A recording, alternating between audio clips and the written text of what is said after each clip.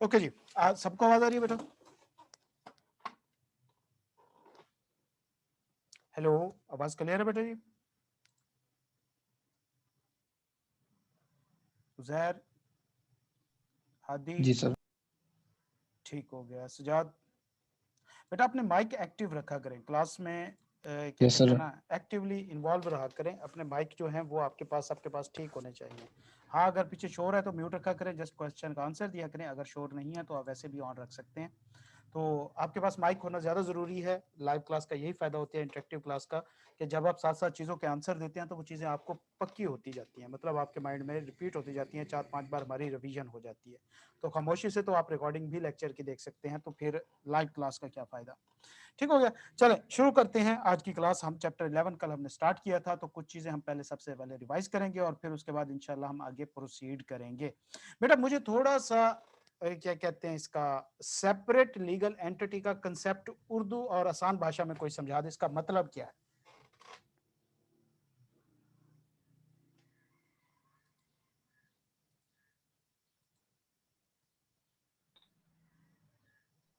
बेटा सजाद। अस्सलाम वालेकुम सर। सर वालेकुम सलाम। Separate legal personality.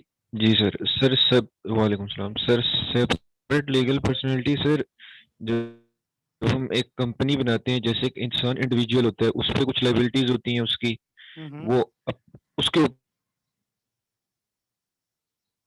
जब एक कंपनी होती है तो उस पर भी कुछ लाइबिलिटीज होती हैं। हम्म। तो ये सेपरेट लीगल पर्सनैलिटी यही होती है कि उस पे जोन से भी लीगल लाइबिलिटीज हैं वो उसकी खुद ही जिम्मेदार है, और कोई उसका कोई जिम्मेदार नहीं है, वही वो उसको परफॉर्म करेगी, उसके अलावा कोई भी परफॉर्म नहीं करेगा। शाबाश। तो सेपरेट लीगल एंटिटी का कंसेप्ट ये है कि एक कंपनी जो है उसकी अपने राइट्स एंड लायबिलिटीज हैं, और वो अपने ऑनर्स या अपने शेयर होल्डर से एक सेपरेट पर्सन है। मतलब उसके किसी काम का ऑनर्स से कोई लेना देना नहीं होता। इसको सेपरेट लीगल एंटिटी कहा जाता है। बेटा मुझे एक बात बताएं कि कंपनी बनाने का फायदा क्या है? सबसे बड़ा क्या फायदा होता है कि एक शख्स जो है वो कोई कंपनी बना लेता है? कंपनी क्यों बनाई जाती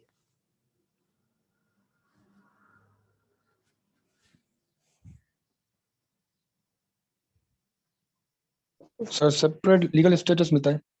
ठीक है, लीगल स्टेटस के लिए। और लाइबिलिटी लिमिट हो जाती है। शाबाश, सबसे बड़ा फायदा बेटा है लिमिटेड लायबिलिटी का। तो अगर क्वेश्चन आ जाए कि कंपनी क्यों बनाई जाती है, तो बेटा उसके दो तीन फायदे हैं। पहला क्या है कि जनाब एक सेपरेट लीगल स्टेटस मिल जाता है। दूसरे नंबर पे बेटा इसका क्या है कि लिमिटेड लायबिलिटी हो जाती है। तीसरे नंबर पे बेटा इसका स्टेटस ये है, मुझे सबसे पहले ये बताया जाए कंपनी बनाता कौन है? जो लोग कंपनी बनाते हैं उनको क्या कहा जाता है?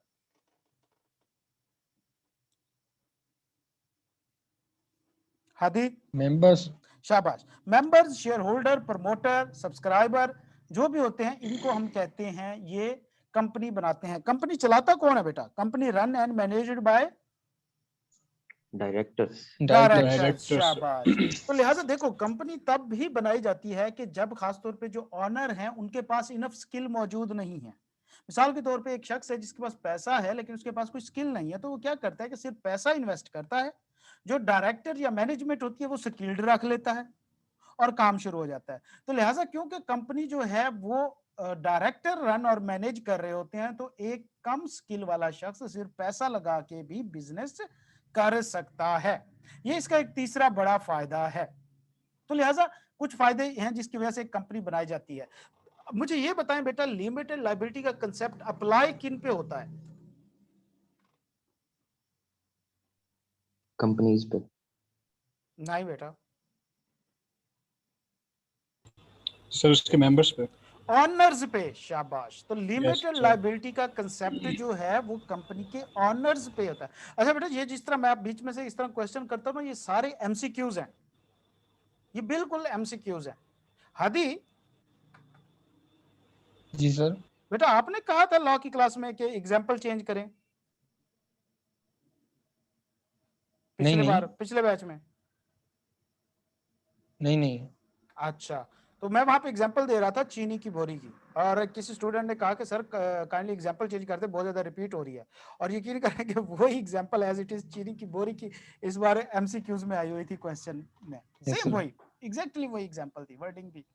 खैर, तो बेटा अब मैं आपको एक और चीज समझाने जा रहा हूं। आज हम अगला थोड़ा सा इसी कंसेप्ट को, लिमिटेड लायबिलिटी का कंसेप्ट समझेंगे। मुझे बताएं, मैं एक एग्जांपल लेता हूं कि आपने कौन कौन मौजूद है यहाँ पे। मुझे यहाँ पे 2 वॉलंटियर चाहिए, एक हमजा हो जाएगा और एक हम ले लेते हैं सजाद को। Yes, sir.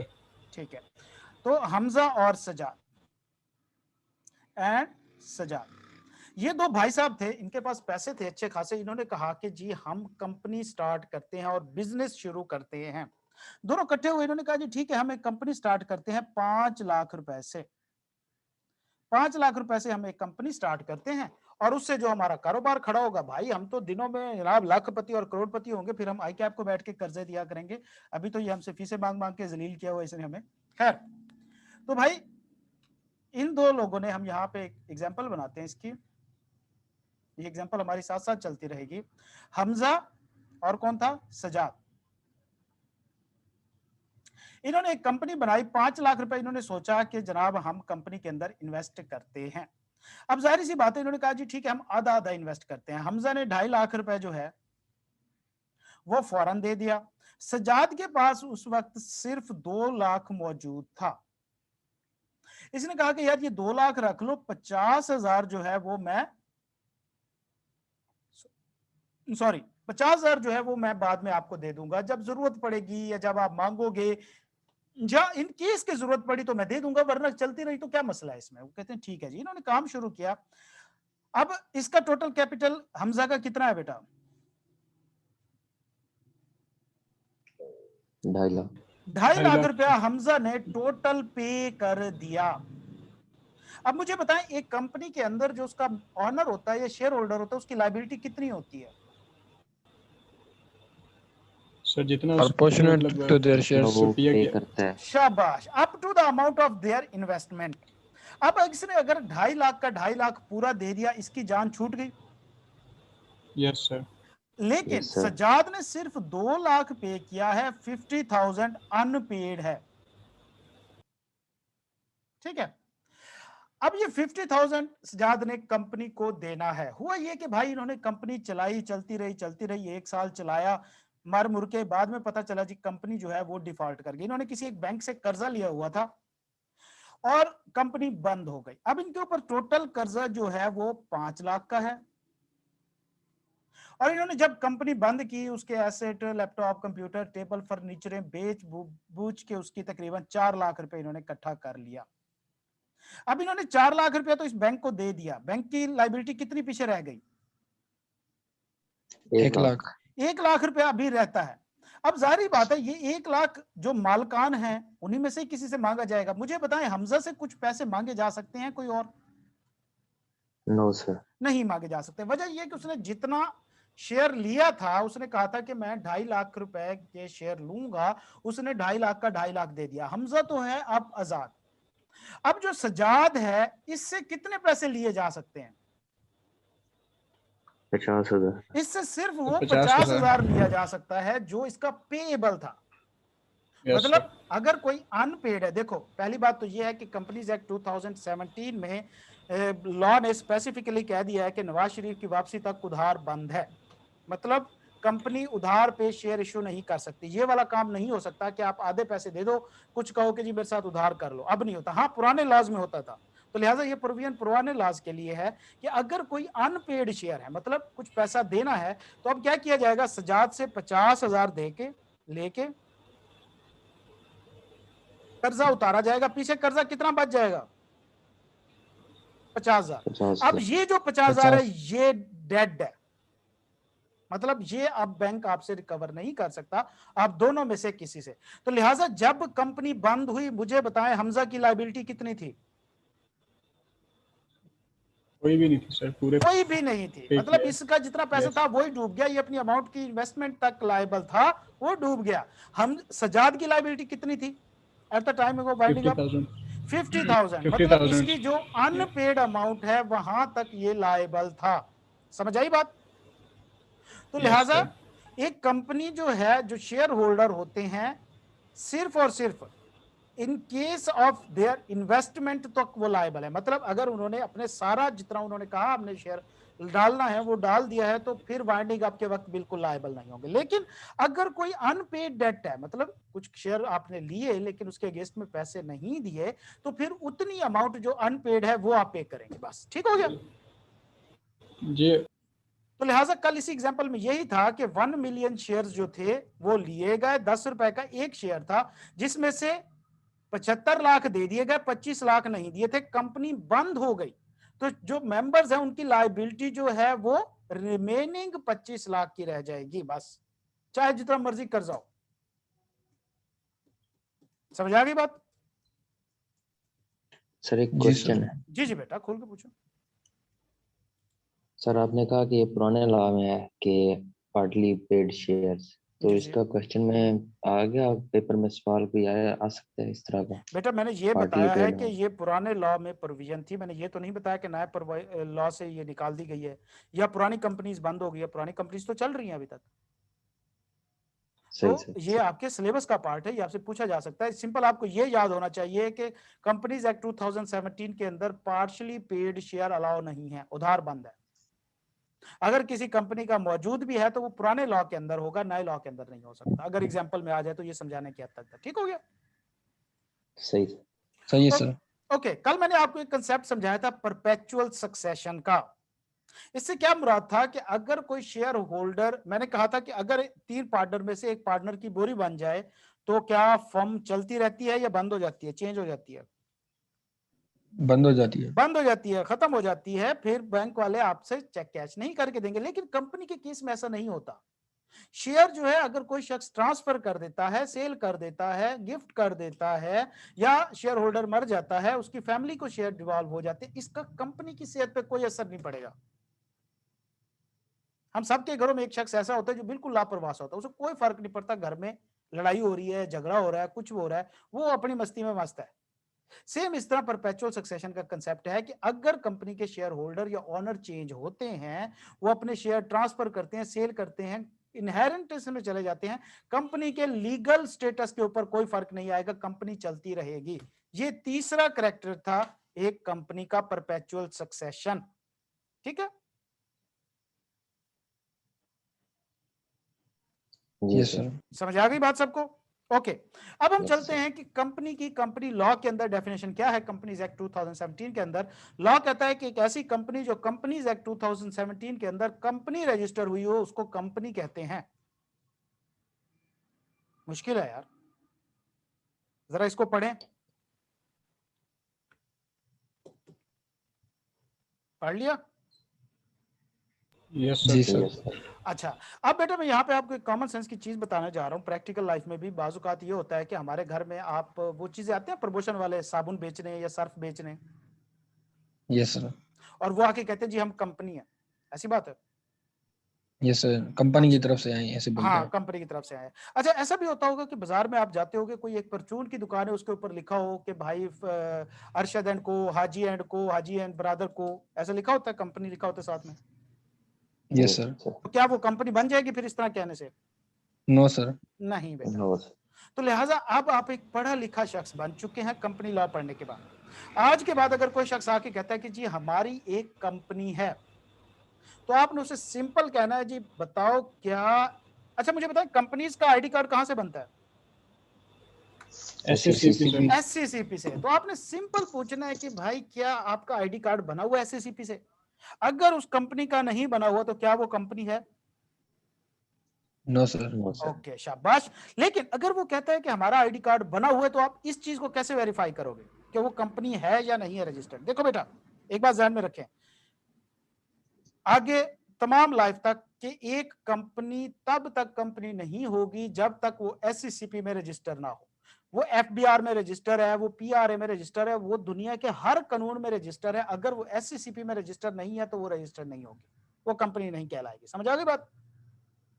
यस तो सर। लिहाजा अगर आपको कोई शख्स कहता है कि जी हमारी कंपनी है और रजिस्टर है, तो आपने कैसे वेरीफाई करना है? आपने बेटा सिंपल जाना है, नेट आप सबके पास मौजूद है, आपने यहाँ पे वेबसाइट खोलनी है scp.gov.pk, इसको ओपन करेंगे।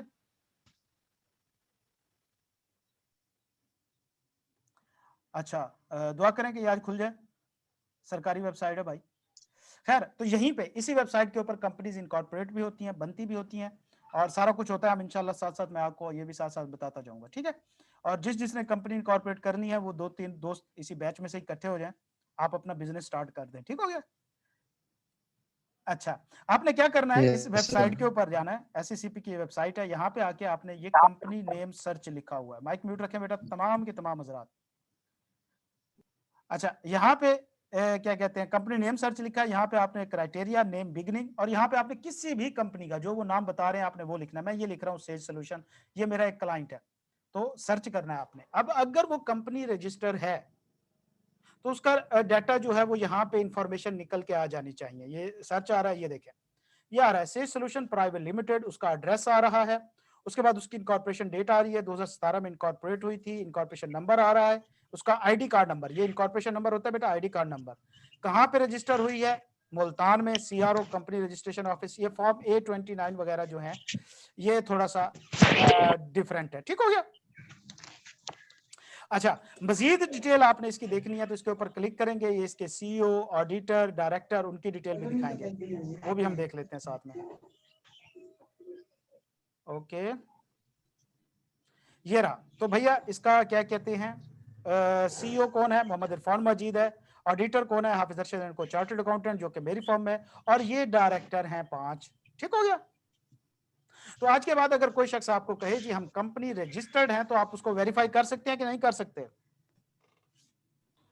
यस कर सर। सकते हैं सर। शाबाश। Yes sir. ओके, अब हम देखते हैं कि यहाँ पे लिखा हुआ है कंपनी फॉर्म है रजिस्टर्ड अंडर कंपनीज एक्ट 2017। ये तो हमें समझ आ गया कि जो 2017 में एक्ट बना था उसमें जो कंपनी रजिस्टर होगी वो कंपनी कहलाएगी। कंपनी लॉ से क्या मुराद है बेटा? देखो, जो पुरानी कंपनीज चल रही है, कंपनीज एक्ट 2017 से पहले कंपनीज ऑर्डिनेंस 1984 होता था, उससे पहले फिर 2016 भी आया, इस तरह कंपनीज एक्ट 2017 भी मौजूद है, 1913 उससे पहले मौजूद था सबसे पहले।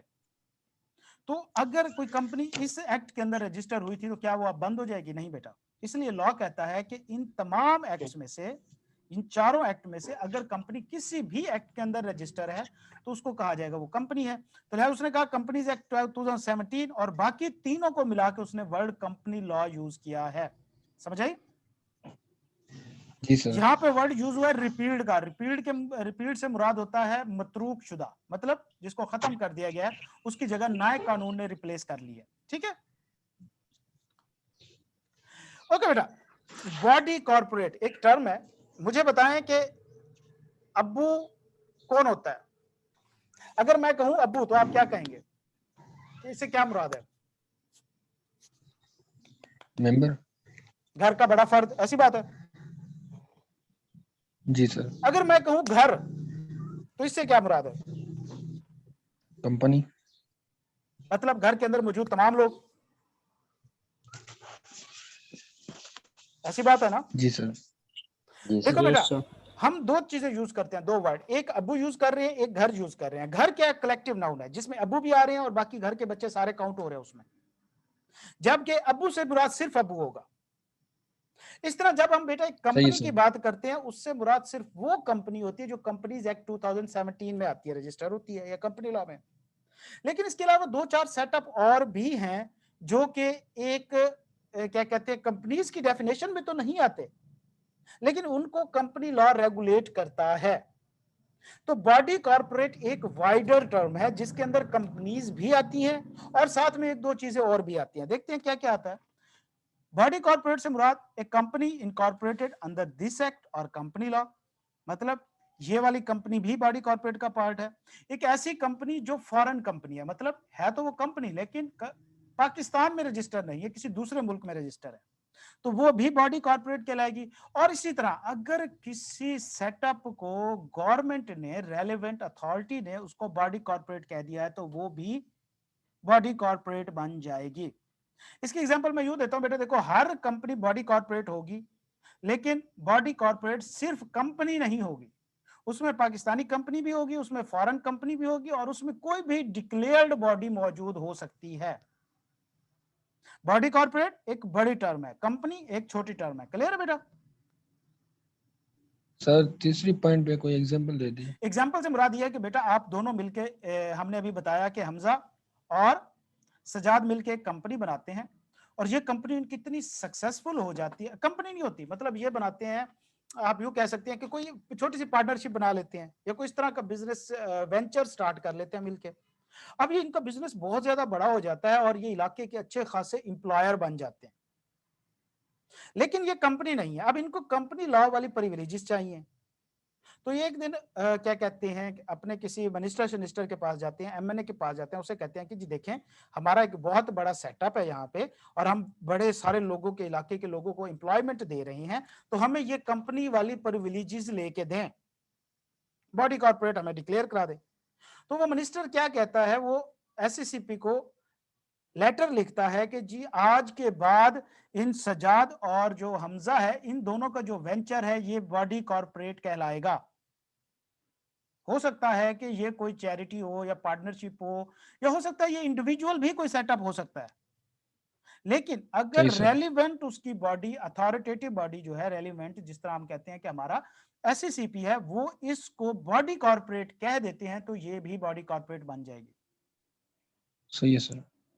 लेकिन इसके अंदर दो बॉडीज नहीं आ सकती, कोऑपरेटिव सोसाइटीज। ये जो आप देखते हैं सोसाइटी एक्ट है, हमारे यहाँ सोसाइटियां होती है ना, वेलफेयर सोसाइटीज, कोई बिरादरी की होती हैं या गरीबों की होती हैं या education welfare societies yes sir. होती हैं, इलाके के अंदर बनी होती है ना, कॉलोनीज के अंदर सोसाइटीज होती है, हम्म। ये सोसाइटीज एक्ट के अंदर रजिस्टर होती है। लॉ कहता है ये तो कभी भी बॉडी कॉर्पोरेट नहीं होगी। और दूसरे नंबर पे किसी भी सेटअप को अगर फेडरल मिनिस्टर नोटिफाई कर दे कि आज के बाद बॉडी कॉर्पोरेट नहीं है, मिसाल के तौर पे हमजा और साजिद ने एक कंपनी रजिस्टर कराई, क्या वो बॉडी कॉर्पोरेट थी? Yes yes sir. सर। बिल्कुल यस होगी ना, सर। कंपनी रजिस्टर है कंपनीज एक्ट में। हुआ ये कि साल 2 साल काम करने के बाद इनका किसी फेडरल मिनिस्टर के साथ हो गया पंगा, फेडरल मिनिस्टर ने नोटिफिकेशन जारी कर दिया कि ये कंपनी आज के बाद बॉडी कॉर्पोरेट में नहीं आएगी। तो वो सेटअप जिसको फेडरल मिनिस्टर जो है नोटिफाई कर दे कि ये बॉडी कॉर्पोरेट का पार्ट नहीं है, वो बॉडी कॉर्पोरेट का पार्ट नहीं रहेगा। समझ आई? Yes sir. एग्जाम यस में सर। बेटा अगर डेफिनेशन आ जाए कि बॉडी कॉर्पोरेट की डेफिनेशन लिखें, तो आपने ये तो लिखनी है, साथ में एक्सेप्शन मस्ट लिखनी होती है। ठीक है, सही है सर। अब जरा जी ये सर। सारा पढ़ें, ये सारा नीचे तक पढ़ें, फिर अगले एग्जाम्पल पढ़ते हैं, गौर से पढ़ें।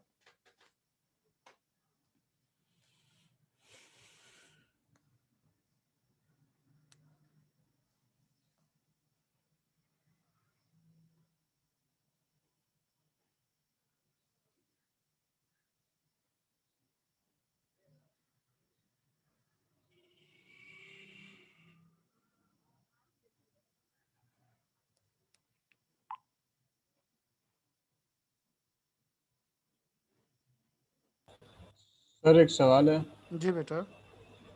सर, ये इसका क्या मतलब है, unless the context provides otherwise, company law के अंदर? Unless the context provides otherwise.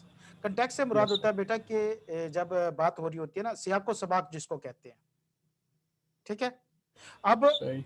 देखिए मेरी बात सुने, अगर एक शख्स जो है वो स्पेसिफिकली रेफरेंस दे देता है कंपनीज एक्ट 2017 का, ठीक है, लेकिन एक शख्स जो यस है सर। वो बात कर रहा है कि कंपनी, एक हमारी कंपनी जो है वो कंपनी लॉ के अंदर, या वो कहता है कि जी हमारी कंपनी जो है वो कंपनीज ऑर्डिनेंस 1984 के अंदर रजिस्टर है। अब सही। ये कंटेक्स्ट क्या कह रहा है सियाको सबाक के, भाई एक कंपनी है जो रजिस्टर है कंपनीज ऑर्डिनेंस 1984 के तहत, इसका मतलब है कि वो कंपनी लॉ के अंदर रजिस्टर है, हालांकि उसने वर्ड कंपनी लॉ यूज नहीं किया, मतलब a company registered under companies act, companies ordinance 1984, इससे क्या मुराद है? Company registered under company law. Yes sir. हाँ, इसका ये मतलब होता है। Okay, thank you. सर जी बेटा।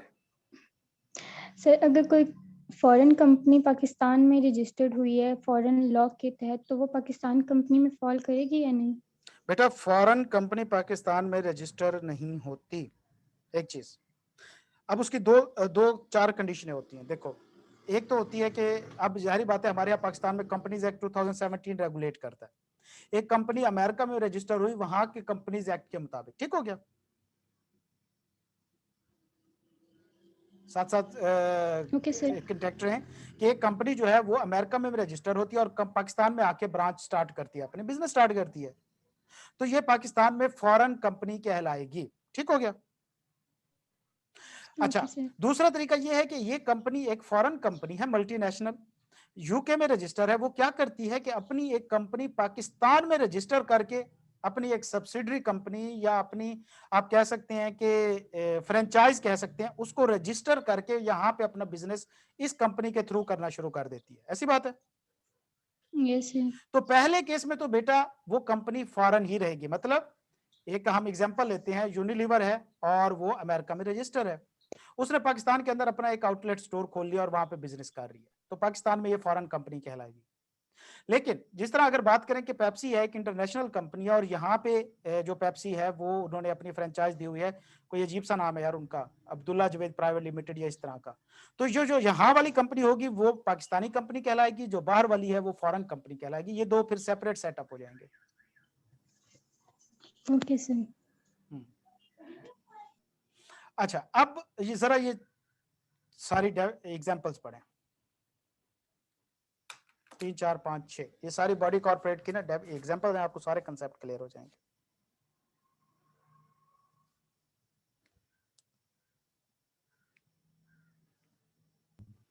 इनकॉर्पोरेट लफ्ज आ रहा है, इसका मतलब रजिस्टर्ड ही होता है या कोई और? किसका बेटा? इनकॉर्पोरेटेड। इनकॉर्पोरेशन, इनकॉर्पोरेटेड का मतलब होता है बेटा ओरिजिनेट होना, मतलब कहीं पे किसी चीज का बनाना, इंट्रोड्यूस कराना, तो यहाँ पे मतलब रजिस्टर्ड होता है।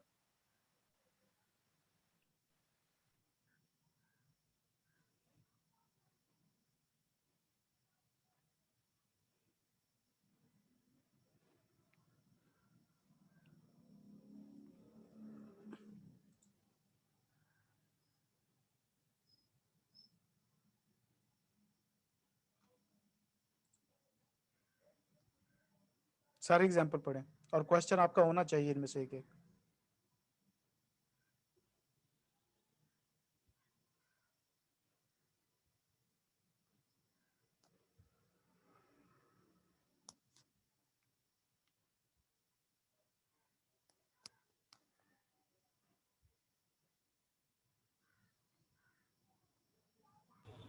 सर एग्जांपल नंबर जो 5 है, तो sir soon, ji ji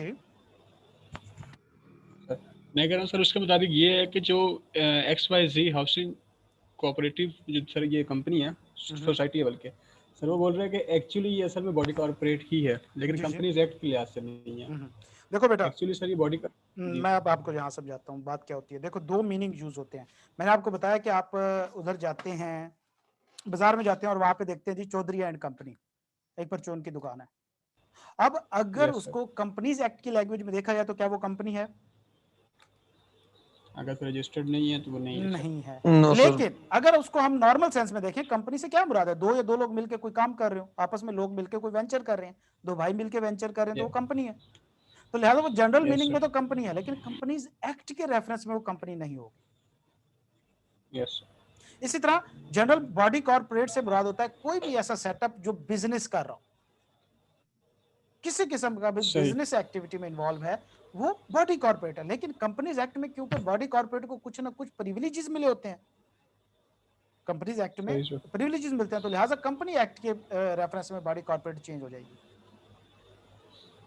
okay sir, got it. Sir partnership भी बॉडी कॉर्पोरेट में आती है? कौन सी बेटा? पार्टनरशिप? जी जी, पार्टनरशिप कंपनीज एक्ट के रेफरेंस में नहीं आएगी बॉडी कॉर्पोरेट, वैसे बॉडी कॉर्पोरेट है वो, सही है सर। बिजनेस है। बॉडी कॉर्पोरेट, कॉर्पोरेट से मुराद बिजनेस। ऐसी बॉडी जो बिजनेस कर रही है, वो सिंगल है, वो पार्टनरशिप है, वो कोई भी ज्वाइंट वेंचर है, वो बॉडी कॉर्पोरेट कहलाता है। सही सर, सही सर। हाँ जी सर हम आम अल्फाज में सब ये हम लोग ये बात कर सकते हैं कि जितने भी प्रॉफिट जनरेटिंग ऑर्गेनाइजेशंस होंगे उसे आप कंपनी बोलोगे, उस बॉडी कॉर्पोरेट को आप कंपनी बोलोगे, और जितने सर नॉन प्रॉफिट होंगे उसे आप मतलब कंपनी नहीं बोलेंगे। नहीं बेटा, ऐसा कोई सीन नहीं है। नॉन प्रॉफिट भी कंपनीज होती हैं, एनजीओस। सेक्शन 42 आगे चल के हम पढ़ेंगे। Okay sir. हर कंपनी मतलब बॉडी कॉर्पोरेट हो सकती है? बॉडी हर कॉर्पोरेट कंपनी हर बॉडी कंपनी नहीं हो कॉर्पोरेट सकती। होगी, अच्छा, सही है सर, लेकिन हर बॉडी कॉर्पोरेट जरूरी नहीं कि वो कंपनी हो, सही वो सर। फॉरेन कंपनी भी हो सकती है, वो डिक्लेयर्ड बॉडी भी हो सकती है। एग्जाम्पल क्लियर है बेटा? पढ़ ली सारी? जी सर। Yes sir. हाँ, अभी तक जो हमने पढ़ा है ना उसमें ये डेफिनेशन सबसे इंपॉर्टेंट है बॉडी कॉर्पोरेट की। आगे चलते हैं, अब देखते हैं बेटा टाइप्स ऑफ कंपनीज। देखो बेटा, बाजुकात ये होता है कि हमने कहा कि हमजा और सजाद ने एक कंपनी स्टार्ट की, क्या ये प्राइवेट अरेंजमेंट थी या कोई जनरल पब्लिक इन्वॉल्व थी? प्राइवेट अरेंजमेंट थी। प्राइवेट अरेंजमेंट थी। लेकिन दूसरा तरीका ये होता है कि हमजा और सजाद जो है ये कंपनी बनाते हैं और कहते हैं जी हम जनरल पब्लिक को इनवाइट करके ना उनको शेयर सेल करके उनका पैसा हम बिजनेस में डालें। एग्जांपल मैं यूं देता हूं, हमजा और सजाद ये दो लोग थे, बहुत ही ज्यादा स्किल्ड थे कुकिंग में। अब इन्होंने कहा जी हम जिंगर बर्गर की एक बहुत बड़ी फूड चेन स्टार्ट करते हैं। इन्होंने देखा कि KFC चल रहा है, हम BFC के नाम से एक फूड चेन स्टार्ट करते हैं, हमें उसके लिए पैसा चाहिए 20 मिलियन, 2 करोड़ रुपए। अब जाहिर बात है दोनों बैठे थे, इन दोनों के पास स्किल थी, मतलब ये एक ने KFC में काफी हद तक काम किया हुआ है, बड़ा लंबा अरसा, एक ने मैकडोनल्ड में किया हुआ है। अब इनके पास स्किल तो है, इनके पास पैसा नहीं है। एक दूसरे की शक्ल देख रहे हैं कि यार हमारे पास तो 1.5 2 लाख सारा है। तो ये कहते हैं कि यार हम ऐसा करते हैं कि कंपनी तो हम 2 लोग बना लेते हैं, लेकिन हम बाकी लोगों को, जनरल पब्लिक को कल हम न्यूज़पेपर में इश्तिहार देंगे कि भाई आप आओ हमारी कंपनी देखो, बड़ा इंशाल्लाह इसमें प्रॉफिट होना है, तो आप इसमें इन्वेस्ट करो, आपको हम प्रॉफिट देंगे। जिस तरह आप देख रहे होते हैं फेसबुक यूट्यूब पे एडवर्टाइजमेंट चल रही हो ऑक्टा FX की और पता नहीं कौन कौन सी, देखते हैं ना। Yes sir. यस इन्होंने भी सर। ये काम किया और कहा कि जनरल पब्लिक को इनवाइट करते हैं कि वो आके अपना पैसा इन्वेस्ट करें इसमें और हम इससे कंपनी चलाएंगे और उनको हम उनका फायदा देंगे। तो क्या ये एक प्राइवेट अरेंजमेंट है या पब्लिक अरेंजमेंट है? Public arrangement sir. Public arrangement है। मतलब कि भाई तमाम कंपनीज जो हैं वो 2 तरह की हो सकती हैं अगर उनका स्टेटस देखा जाए। या तो वो ये होगा कि वो प्राइवेट अरेंजमेंट के थ्रू बनी होंगी, जिनको हम प्राइवेट लिमिटेड कंपनीज कहते हैं, या तो ये होगा कि वो पब्लिक अरेंजमेंट के थ्रू बनी होंगी, जिसको हम पब्लिक लिमिटेड कंपनीज कहते हैं। ऐसी बात है। जी सर। Yes sir. अच्छा, अब जाहिर सी बात है कि प्राइवेट कंपनी जो है इसके ऊपर कुछ रिस्ट्रिक्शन या कंडीशन फुलफिल होनी है।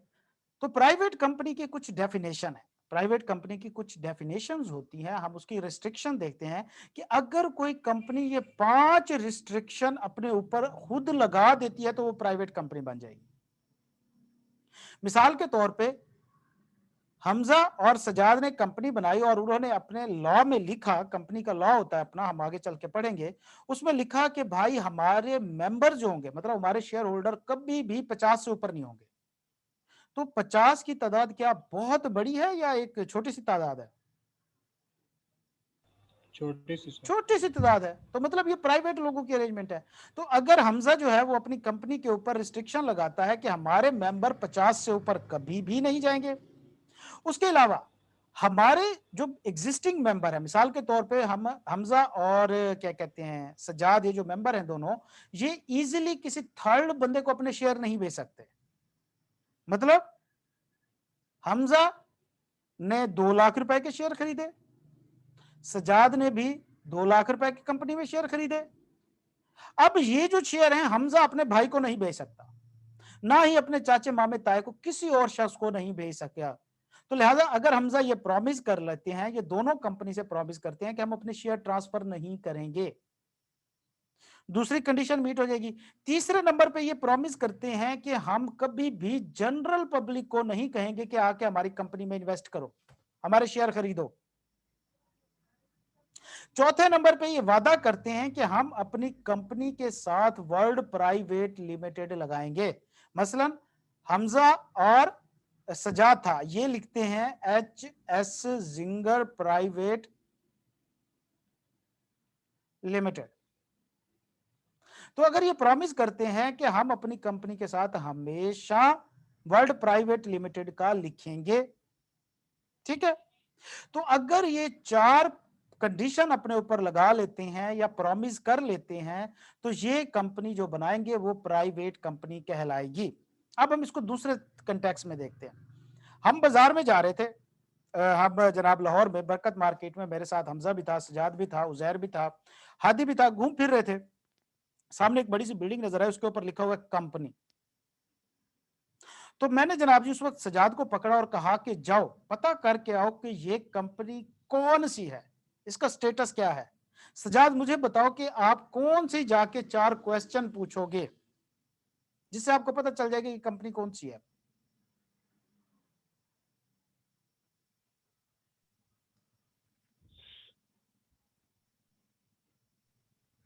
सर मैं जिससे पता लग जाएगा ये कंपनी है सिर्फ।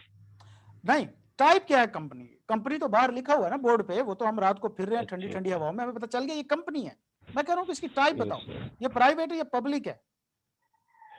सही सर। सर मैं उसके मेंबर पूछूंगा। शाबाश। सबसे पहला आप अंदर जाएंगे, रिसेप्शन बैठा होगा या बैठी होगी, आप सलाम करेंगे और पूछेंगे जी मुझे कुछ आपसे क्वेश्चन पूछने हैं। तो पहला क्वेश्चन होगा कि जी मुझे बताएं आपके मैक्सिमम नंबर आपने कितने फिक्स किए हुए हैं मेंबर्स के। ठीक हो गया। जी सर। से के वो कहती है जी हमने 50 फिक्स किए हुए हैं। अगला क्वेश्चन क्या है आपका। सर पूछूंगा कि शेयर ट्रांसफर किए जा सकते हैं, राइट शाबाश। है। वो कहती है कि जी हमने नहीं किए हुए, इसका आंसर नहीं में है। तीसरा क्वेश्चन।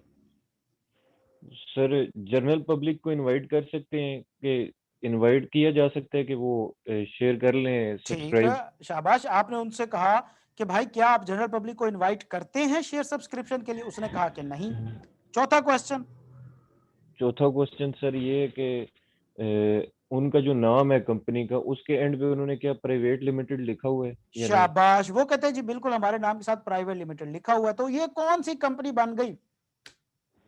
Private limited. शाबाश।